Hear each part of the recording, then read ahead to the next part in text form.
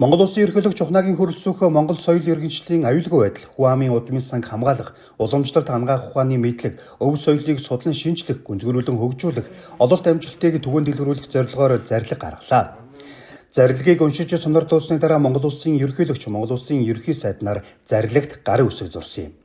Уламжлалт хангаах ухааны онол арга зүйд тулгуурлан иргэдийн эрүүл мэндийг хамгаалах, амьдралын чанарыг дээшлүүлэх зорилго бүхий Монголын уламжлалт хангаах ухааныг хөгжүүлэх арга хэмжээний төлөвлөгөө гаргах хэрэгжүүлэхийг Монгол Улсын засгийн газарт зарилгаар чиглэл болголоо.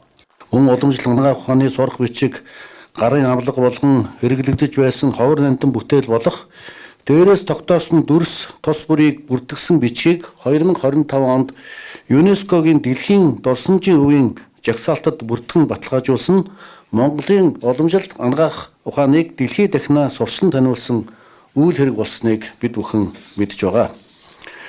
Түүнчлэн олон зуун Монголын уламжлалт хангаах ухааны эмч мэргэжилтнүүд дэлхийн улс орнуудад ялангуяа бүгдөө Польш улсад онцлогоо эмчилгээг чанартай сайн гүйцэтгэж Монголын уламжлалт хангаах ухааны ололт амжилтыг түгээн дэлгэрүүлж байгааг тэмдэглэн хэлэхэд сайхан байна. Монгол улсад тэжээхэн ухааны дэг сургууль байгуулагдаж уламжлалт хангаах ухааны тусган зөвшөөрлийн тогтолцоо үүсэж хөгжсөний 345 жилийн ойг тохиолдуулан Монголын уламжлалт хангаах ухааныг хөгжүүлэх тухай зарилэгт өнөөдөр энэхүү гарын үсэг зурж байна. Энэ бол бид бас хамтдаа нэгэн дүүхийг бүтээлээ. Энэ цагаас эхлээд Монголын уламжлалт хангаах ухааны түүхийг бид нар 345 жилээс тоолж эхлэх нэ. Дэлхийн эрүүл мэндийн байгууллага 1978 оноос уламжлалт хангаах ухааныг хүлээн зөвшөөрч 1990 оноос гишүүн орнуудаа эрүүл мэндийн нэгдсэн тогтолцоонд уялдуулахыг уриалсан байдаг.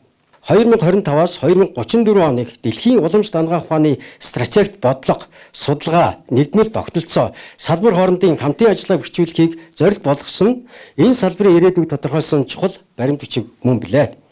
Дэлхийн эрүүл мэндийн байгууллага Монгол улсыг уламжлалт хангаах ухааны төрийн бодлого, нэгдмэл тогтолцоотой 25 орны нэг хэмээн үнэлдэг.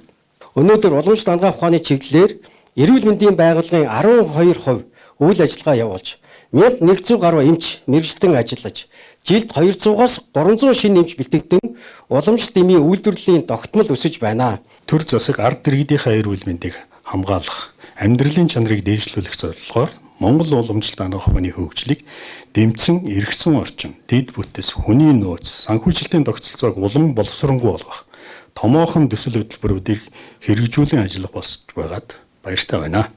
Юуны та бид салбарынхаа хүний нөөц залгамж үеийг сайн бэлтгэх шаардлага үүсэж байна. Одоо бид сургалт явдаг тогтолцоогоо дахин нэг эргэж харж сайжруулах. Дээр нь одоо биднээс олон жил уламжлагдаа ирсэн шавлан сургалтыг нэвтрүүлэн одоо эмч эмнэлгийн мэргэжилтнүүдийг чанартай сайн бэлтгэх тал дээр бид онцгойлон анхаарах үе цаг мөч ирж байна. Энэ хүрээнд уламжлалт хангаахын салбарын бүтэц зохион байгуулалт, тусламж үйлчилгээ, санхүүжилт, дэд үтсийн хөгжлийг дэмжсэн хууль эрх зүйн орчин бүрдүүлэх, уламжлалт хангаахын их сурвалж өвийг судлан шинжлэх, уламжлалт болон орчин цагийн хангаах ухааны нийцлийг тогтоох дэвшилтэт технологи, их өгөгдөл, хиймэл оюун ухаанд суурилсан хөгжүүлэлт, инновацийг дэмжих, мэдээллийн нэгдсэн сан бүрдүүлэн оюуны өмчийн эрхийг хамгаалах. Уламжлалт хангаах ухааны эмч мэргэжилтэн бэлтгэх, мэргэшүүлэх, сургалтын чанар хүртээмжийг сайжруулах, сургалтын хөтөлбөрийг олон улсын жишгт нийцүүлэх, хүний нөөцийн нэгдсэн бодлого хэрэгжүүлэх. Уламжлалт эмийн түүхийдийн тархац, нөөц, найрлага, үйлдэлийг судлах, таримлжуулах, уламжлалт эм үйлдвэрийн чанар аюулгүй байдлыг хангах, гадаад зах зээлд нийлүүлэх. Уламжлалт хангаах ухааны мэдлэгт суурилсан эрүүл амьдрах хэм маяг, уламжлалт эмийн зохистой хэрэглээг ард иргэдэд хэвшүүлэх. Монголын уламжлалт хангаах ухааныг хөгжүүлэх бодлого хөтөлбөрөөр төлөвлөгөөний хэрэгжилтийг хангах хяналт шинжилгээ, үнэлгээний бүтэц тогтолцоо бий болгох зэрэгээр ажиллах юм а. Монголын эрдэмтдийн судалсан, тэгээд Монгол газар шороон дээр таримлжуулсан, нөөцийн тогтоосон, тэгээд судалгааг нь Монгол эрдэмтэн гардан хийсэн, эмзүү судалгааг нь өөрсдөө хийсэн, ийм эмүүдийг л хүн амынхаа эрүүл мэндийн хэрэгцээнд нийлүүлэх ёстой. Тэгээд энэ дээр ч би сая хэлсэн тийм импортыг орлуулах, экспортод гаргах, тэгээ ард түмнийхээ хэрэгцээ хангасан ийм сайхан олон юмуудыг гаргах хэрэгтэй байдаг. Одоо бол 30-аад юм байгаа. Уламжлалт хангаах ухаан 21-р зуунд шин сэргэлтээр, шин өнгө төрхөөр хөгжих боломж бүрдсэн. 1990 онд уламжлалт хангаах ухаан сэргээгдэн хөгжиж байлаа.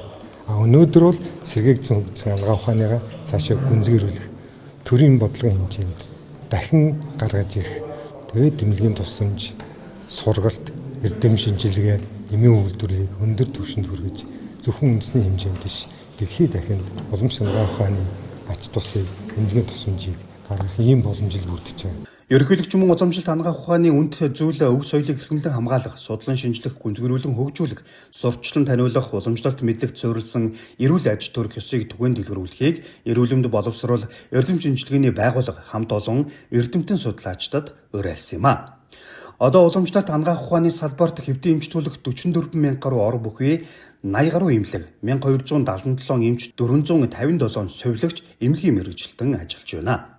Мөн 200 гаруй эрдэм шинжилгээний ажилтан, эмч мэргэжилтэн бэлтгэх 6 их сургууль, эмийн 6 үйлдвэр үйл ажиллагаагаа явуулж байна.